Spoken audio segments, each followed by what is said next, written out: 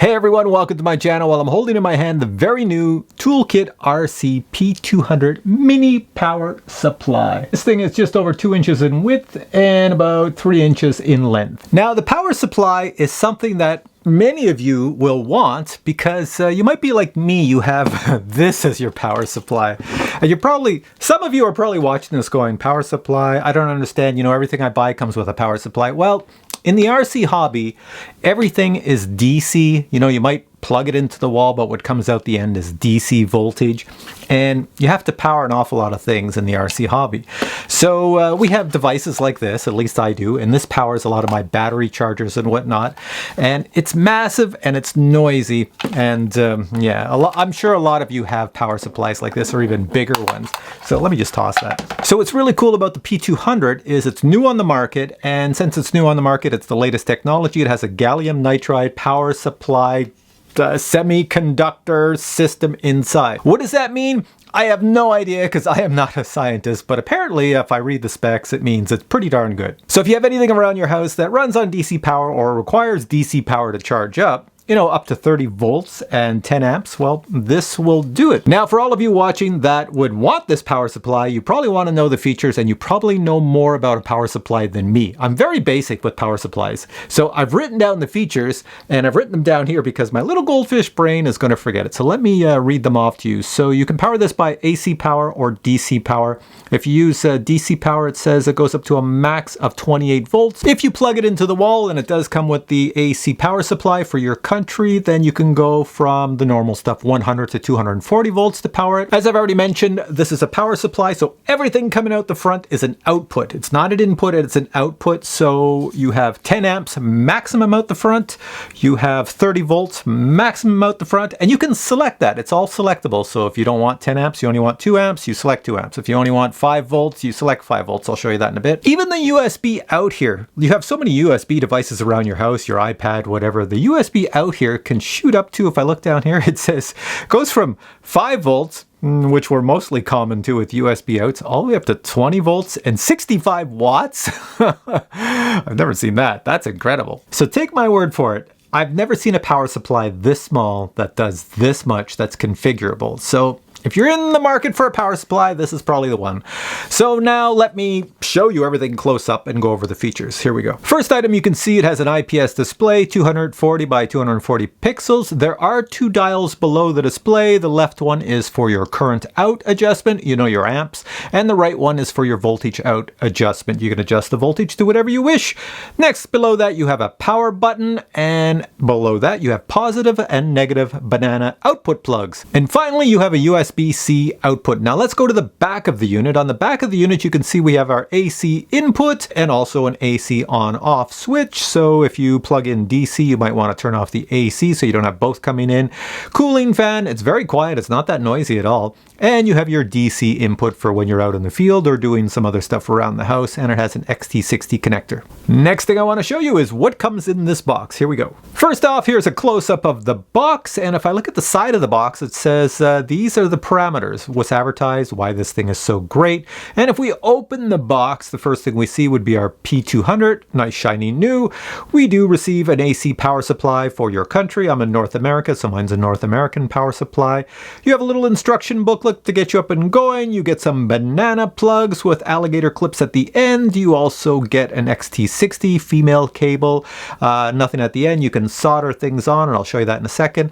And you also get a USB-C cable. So for my needs, I took the XT60 female connector. The ends are available to solder, and I just soldered on some banana plugs right here because I'm going to use them in reverse. In other words, I use the banana plugs. I plug the banana plugs into the front, my negative and my positive, and then I plug this unit into what I want to send the power to. So if you check Amazon in your country, you can order all types of configurations. You don't have to chop things up like I did, but yeah, I was kind of lazy, so I just chopped them up and soldered them myself, so I'm using it that way. So what I'll do next is let me show you this thing working, and I'll show you the display and the interface and just some basic functions on it. Here we go. All right, this is always the fun part, trying to film an item on my little desk here with a camera that's blocking my face and trying to make everything work. So here we go. I've got this on record, that's on record. I'm going to turn this on so you'll see my finger. I'll switch over to this camera, hit the little power button in the front.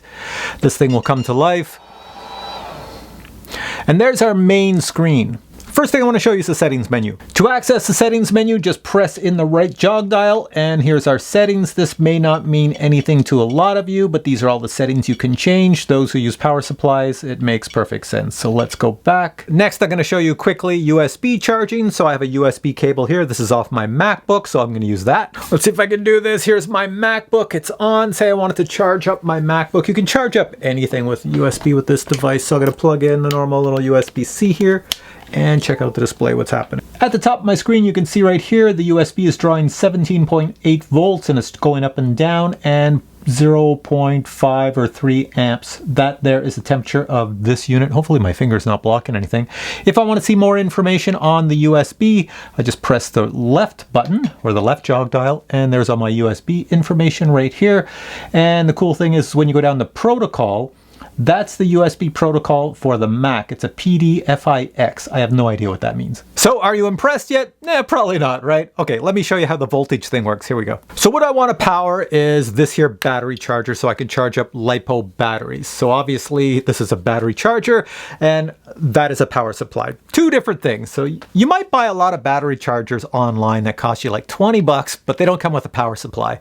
And people get really lost in that. So if you have a power supply, you can run any type of battery charger. It's too easy. So anyways, a battery charger for charging up batteries around your house, LiPos, whatever, nickel, metal, hydride, or whatever batteries. You have all configurations on the front, so you know how many amps to send out and how much voltage to send out to charge it, and it trickle charges it. It sends a little bit out at a time and monitors all the cells in the battery. So that's what a battery charger is. This here battery charger requires a power supply, so I'm going to use this as the power supply. So let me show you how easy it is to use. So your left jog dial, if you look way down here, can you see it? It says 10 amps. I can change that to any amps I want. I can bring it way down to, like, you know, what's the lowest you can go? 1 amp. So for a power supply, leave it at 10 amps because, you know, it's powering up a battery.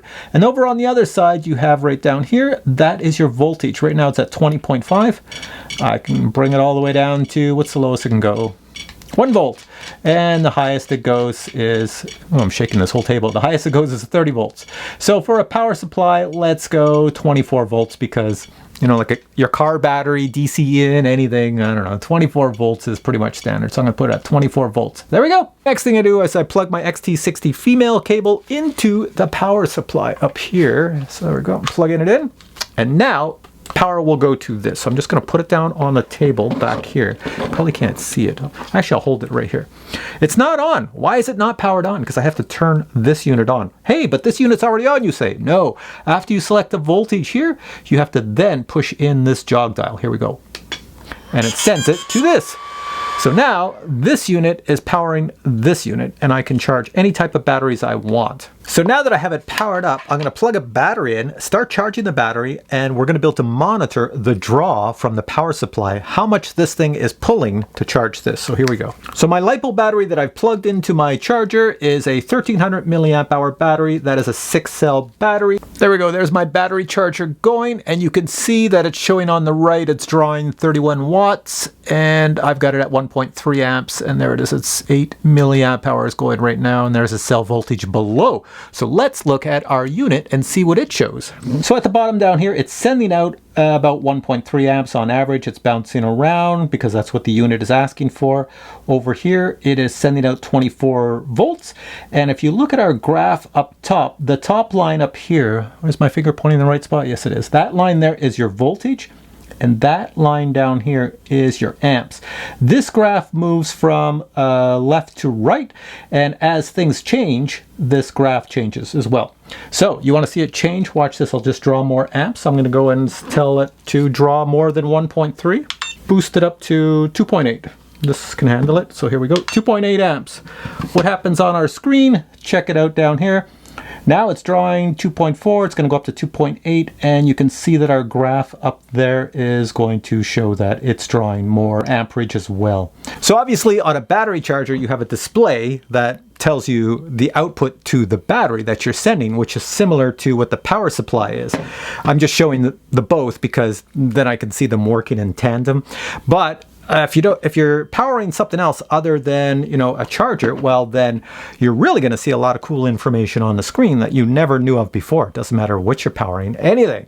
You can see what the draw is and what the voltage is. So yeah, it's pretty decent, especially since it's so small. All right, so 2 things you should take away from this video. One is I am not an expert on power supplies and electricity, that's for sure. My skills are in other areas, but I know enough to be dangerous because I'm in the RC hobby. And the second thing is, yeah, I've never seen any product like this before. So this is one of a kind. For all of you out there who know exactly what you want to know about power supplies, as soon as you check the links below, check out the description, the user manual. You're going to be buying this so friggin' fast. I don't even think they'll be able to keep these in stock. It's so amazing. And they're not very expensive. I looked at the price and I think they're, are they under $100 US or around $100 US? I don't know. Go check the price.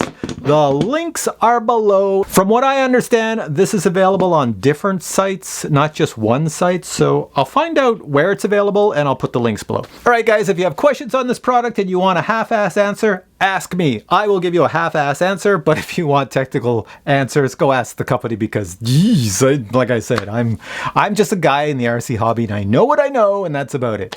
All right, hope you enjoyed this video. If you did, please give it a thumbs up and I will catch you in future videos with many more reviews. Take care.